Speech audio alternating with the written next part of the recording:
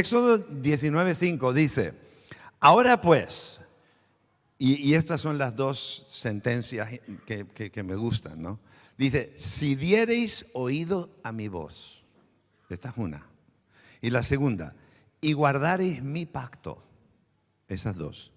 Dice, vosotros seréis mi especial tesoro sobre todos los pueblos, porque mía es toda la tierra.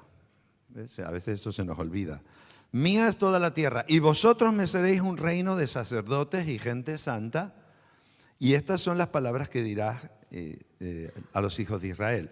Entonces, Dios le hablando con Moisés le dice, mira, dile a mi pueblo, ¿no? Dile a mi pueblo dos cosas. Si oyeren mi voz, si dieren oído a mi voz y guardaren mi pacto. Y sobre esas dos cosas me quedé bloqueado toda la semana, ¿no? Porque esta lectura la tuvimos al principio más o menos. Y me quedé bloqueado y dándome vueltas. Y esa es una de las maneras como Dios me habla a mí. Me deja trabado con un pensamiento y me lo trae a la mente vez tras vez, ¿no? Y lo cierto es que, escuchen, la intención de Dios es tener relación contigo. También creo que fue uno de los devocionales, también estuvo muy interesante, decía, Dios no solamente es nuestro Salvador.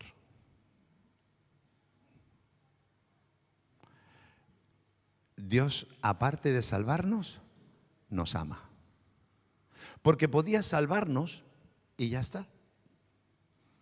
¿Quién le obliga a Él a amarnos? ¿Quién le obliga a Él a tener una relación con nosotros estrecha? Pero aparte de salvarnos, gracias a Dios que nos ha salvado, Él nos ama y quiere tener una relación con nosotros. Y esto le da otro sentido a la persona que ha hecho eso. Entonces Jesús no solo muere para que seamos salvos, que es importantísimo, sino que muere para que también entremos en una relación que no teníamos antes y que ahora sí la podemos tener. Entonces Dios me ama y Dios quiere tener una relación conmigo. Y la preocupación de Dios por eso habla desde el principio de la creación. Porque en Romanos se nos dice, ¿verdad? Romanos 1:20 dice, porque las cosas invisibles de Él, su eterno poder y deidad, se hacen claramente visibles. Las cosas invisibles de Dios se hacen visibles. Él se ha preocupado que lo invisible de Él se haga visible, porque si yo no lo podría ver. ¿Y cómo lo veo?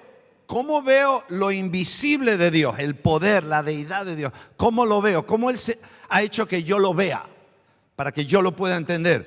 Dice, se hacen visibles claramente desde la creación del mundo. Así que no es de hoy, es desde la creación, desde el principio, desde que habitó el primer hombre.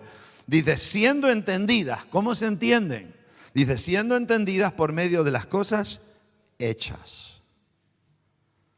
Así que Dios mismo alega y dice, lo que está hecho no fue una casualidad, no fue la justificación que cualquiera quiera darle, lo que está hecho se hizo porque yo quise hacerlo.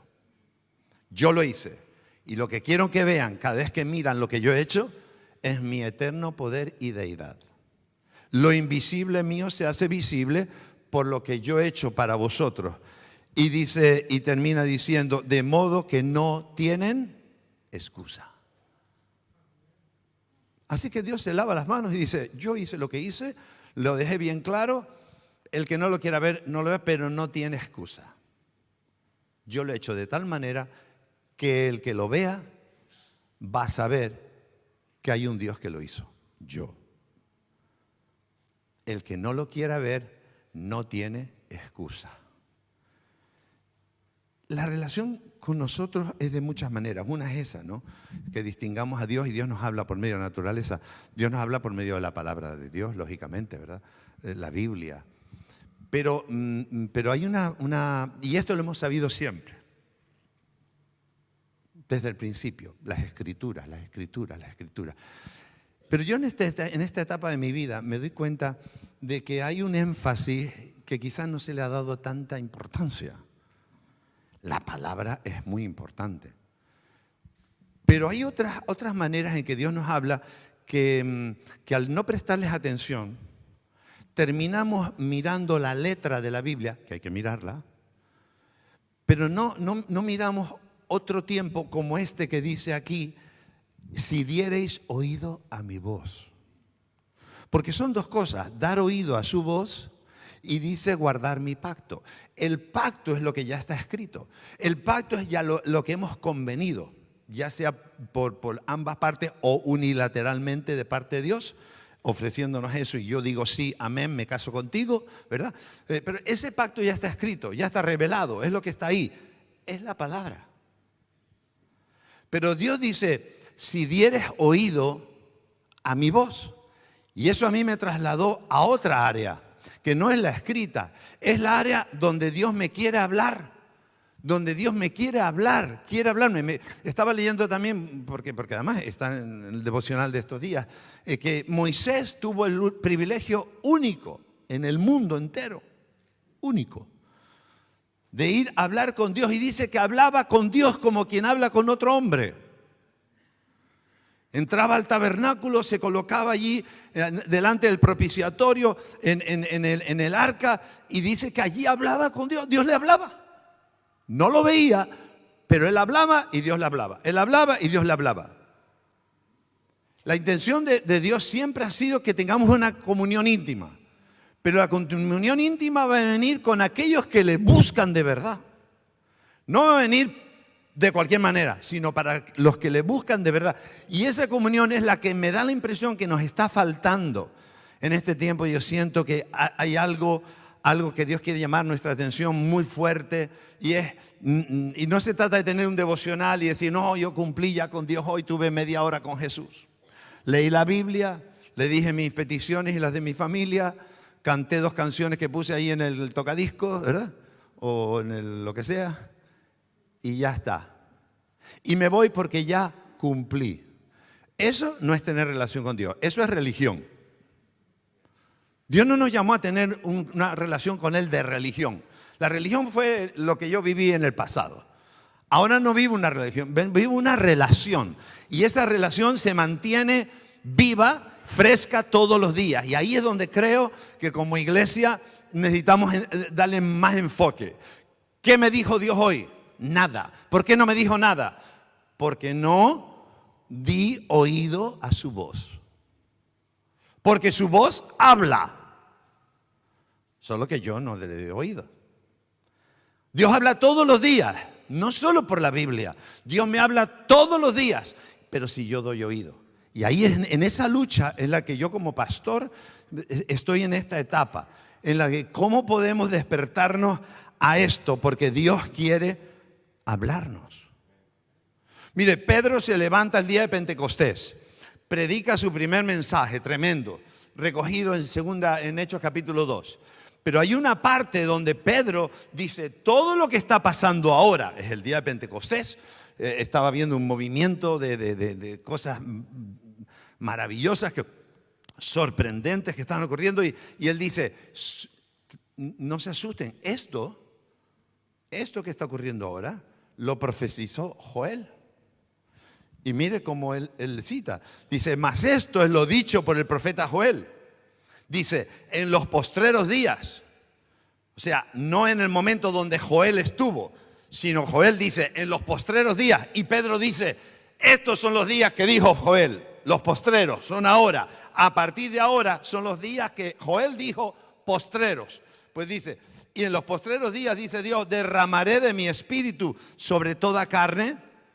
Y ahora dice, y vuestros hijos y vuestras hijas profetizarán. Profetizar es hablar.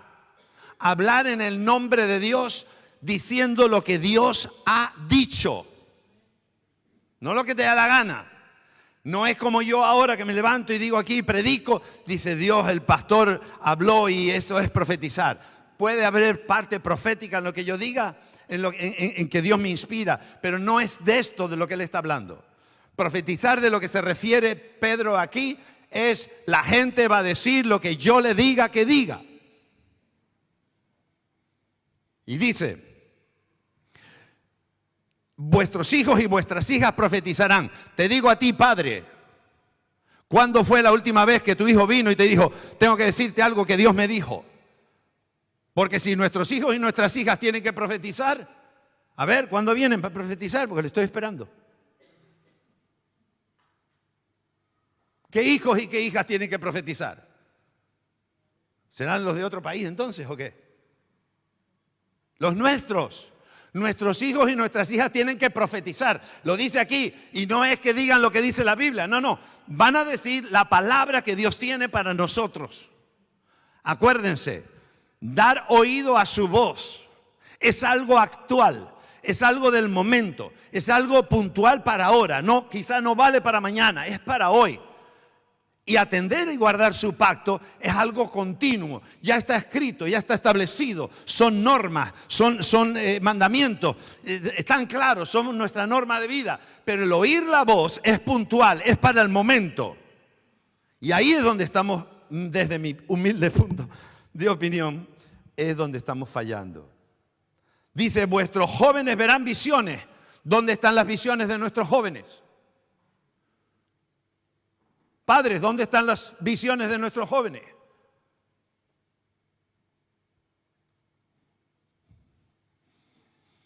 Y vuestros ancianos soñarán sueños. A ver, los viejos.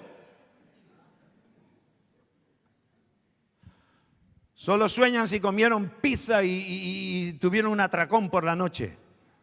Pero eso es una pesadilla. Entonces hablamos de visiones, hablamos de sueños, hablamos de profecía, hablamos de cosas, escuche, prácticas, reales, del momento, que Dios interviene, que Dios actúa, es ahora, es ya, no es lo que pasó hace 2000 años o 4000 años, no, no, hoy. Eso no viene si no hay una íntima relación con el Señor. Y ahí es donde nos tenemos que meter. Porque a todo el mundo, el amor de Dios que me perdone, el amor de Dios que me bendiga, el amor de Dios que me ayude, el amor de Dios me saque el apuro, el amor de Dios, ¿verdad? Me dé una buena familia, el amor de Dios, eso termina siendo abuso del amor de Dios. Y ahí es donde yo creo que llega un momento donde Dios dice, sí, amor de Dios, pero te estás pasando. Te estás pasando porque lo que estás es abusando, no disfrutando, abusando irresponsablemente de mi amor. Y a veces creo que sin querer, y culpo a los pastores, en este caso a mí mismo, nuestra quizás forma de compartir o de enseñar, queriendo que la gente esté contenta, se sienta bien, la palabra le llegue. Quizá a veces decimos las cosas demasiado dulces y le ponemos poco picante. ¿Cuánto les gusta el picante? ¿No? ¿Está picante? A mí me encanta el picante. Si hacéis esto, decía el texto, seréis mi especial tesoro. Si hacéis esto. Entonces el Señor me llevó al problema que les comentaba también antes. Es problema de temor de Dios. Nos falta algo que la Biblia denomina temor de Dios. Y quiero hablar un poquito sobre eso, el temor de Dios. Porque hablamos de la bondad de Dios, del amor de Dios, de Jesús. Jesús sufriente, el Jesús niño, el Jesús amante, el Jesús perdonador, el Jesús no sé qué. Pero no nos paramos a hablar del Jesús que hace justicia. Hemos participado de la Santa Cena. Pablo en la Santa Cena ya establece, dice, muchos de ustedes están enfermos, algunos están muertos. Y puede que sea espiritualmente, y ¿por qué no puede ser que hayan muerto físicamente?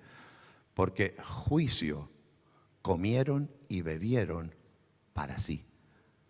Escúcheme, en algún momento tiene que aparecer ese respeto y que la Biblia usa la palabra temor, pero bien aplicada es perfecta, en este caso, temor de Dios. ¿Dónde está mi temor de Dios? ¿Dónde está ese sentir de que a Dios le debo un respeto, una reverencia tan grande, tan solemne, que condiciona mi vida? Yo no sé qué relación tenías tú con tus padres. Pero hay momentos en la vida donde por respeto, por temor a defraudar, por temor a causar un daño, un agravio, por temor a romper o a estropear una relación. Ese temor no es miedo, pero ese es temor. Y la Biblia lo llama temor. Y es el temor del que la Biblia habla que tenemos que tener con Dios. Es el temor de fallarle, como dijo José, cuando se le ofreció a la mujer de Potifar, y todos conocen la historia, ¿verdad? No tengo que explicarla. Y le habla a la mujer y el argumento no fue, ¿cómo le voy a hacer esto a tu marido? No. Le dice, ¿cómo voy yo a estropear mi vida por ti? No. ¿Cómo voy a estropear tu testimonio y a lo mejor estropeo tu matrimonio? Tampoco. Y todo podía ser válido. El argumento es, ¿cómo voy yo a pecar contra Dios? Eso es temor de Dios. Y ese temor es el que me doy cuenta que nos falla. No entendemos que Dios también es justo. No entendemos que Dios también tiene su lado de justicia. A alguien le decía yo en estos días, me acuerdo que en el seminario me hablaban del Dios como una moneda que tiene dos caras, pero las dos forman una moneda. En un lado está la misericordia y todos usamos de la misericordia de Dios y abusamos de la misericordia. Pero en el otro lado está la justicia. Y es que Dios es justo, es misericordioso, pero también es justo. Y ni tengo que pasarme con la misericordia, ni tengo que pasarme con la justicia. También usando la justicia, hemos cogido la Biblia y le vamos pegando bibliazos a todo el mundo porque no hacen lo que la Biblia dice. No, tampoco se trata de eso. Ese es el otro extremo. Pero que Dios es justo, Dios es justo. Y versículos sobre eso en la Biblia hay un montón. Hebreos 12:28 dice, así que, recibiendo nosotros un reino inconmovible, está hablando de la vida eterna, ya desde ahora, pero sobre todo de la vida eterna, dice, tengamos, número uno, dice, gratitud. Y según cómo enfoques la gratitud, te puede llevar a un temor reverente. Pero dice, tengamos gratitud. Y mediante ella, la gratitud, sirvamos a Dios, agradándole con temor y reverencia. Porque no terminamos de darnos cuenta quién es Dios, qué es Dios. Y lo tratamos como un amigo, lo tratamos como un padre, lo tratamos como, da igual cómo lo quieras tratar, Dios sigue siendo Dios. Dios espera que a Él se le entienda como Dios. Es verdad que se manifiesta como Padre, por supuesto. Y se manifiesta como un Salvador amoroso y uno que perdona y reconcilia y restaura, sí. Pero Dios, aparte de eso, es Dios. Y se nos olvida que Dios tiene en su mano nuestra vida. Se nos olvida que Él puede hacer lo que le da la gana. Acuérdense del alfarero. El alfarero puede hacer lo que le dé la gana y el vaso no le puede decir al alfarero absolutamente nada. Entonces, ¿cómo tomo yo eso? ¿Cómo es mi reverencia hacia Dios? ¿No? Pero el temor, porque a veces pensamos en el miedo. Yo leí este ejemplo y me gustó mucho. Las leyes de la aerodinámica y de la gravedad, todos las conocemos, ¿verdad? No se entiende cómo un avión que pesa tantas toneladas es capaz de volar y casi como que flotar en el aire. Pero hay unas leyes. Ahora, eso sí, si no tienes cuidado, la gravedad manda, ¿no? Y si no tienes cuidado, el avión va hacia abajo, no hacia arriba. Se sube un piloto. Y cualquier piloto que le gusta viajar, le gusta volar, se sienta a los mandos del avión y en principio, porque hay que diferenciar, ¿verdad? En principio no tiene miedo. No, porque si tuviera miedo probablemente no se subiría al avión. Pero tiene un temor reverente a las leyes de la aerodinámica y de la gravedad. Entonces se combina el temor y el miedo. Se entienden. Entonces, miedo no. Cuando se acercaron al monte Sinaí, y también lo hemos leído en estos días en el devocional, cuando se acercaron al monte Sinaí, él le dijo, Dios se quería aparecer, y Moisés les dijo, no temáis, No temáis. Es decir, no tengas miedo. Una cosa es miedo y otra cosa es tener temor de Dios. A Dios no hay que tenerle miedo, hay que tenerle temor reverente. Proverbios 1:7. El principio de la sabiduría es el temor del Señor o de Jehová. Ese respeto a Dios que a veces no hay. Porque escúcheme, actuamos en muchas ocasiones sin mostrar ese tipo de respeto a Dios. Hablamos, actuamos, decimos cosas, vivimos como a Dios no le agrada. Y luego venimos a tomar la Santa Cena. Y seguimos viviendo al día siguiente igual que el día anterior. Le pedimos perdón al Señor por las cosas, pero no hacemos intentos de cambio. Entonces le pedimos perdón para que nos perdone, limpiamos nuestra hoja, lo que dejamos en blanco, para volver a escribir al día siguiente el mismo pecado que el domingo anterior o que el día anterior. Vivimos sin tener esa conciencia de que Dios se ofende, de que Dios se molesta, de que a Dios le duele, de que Dios no espera eso de un hijo agradecido por lo que Él ha hecho con él. Y esa conciencia no la tenemos. Y Dios me llamaba la atención sobre eso, hermanos. Necesitamos tener temor de Dios. Temor de Dios. ¿Cómo voy a pecar yo? Por encima de todos los pecados que yo pudiera tener, a mí hay algo que me condiciona. Es mi amor por Dios. Mi relación por Dios. Y eso está por encima de todo. Por eso me es complicado pecar. Me es complicado cederle tiempo en mi mente al pecado. Porque enseguida me sale, ¿y Dios qué va a decir? ¿Y Dios qué va a pensar? ¿Y mi relación con Dios cómo va a quedar? Y eso está por encima. Es absolutamente por encima de todo, ¿no?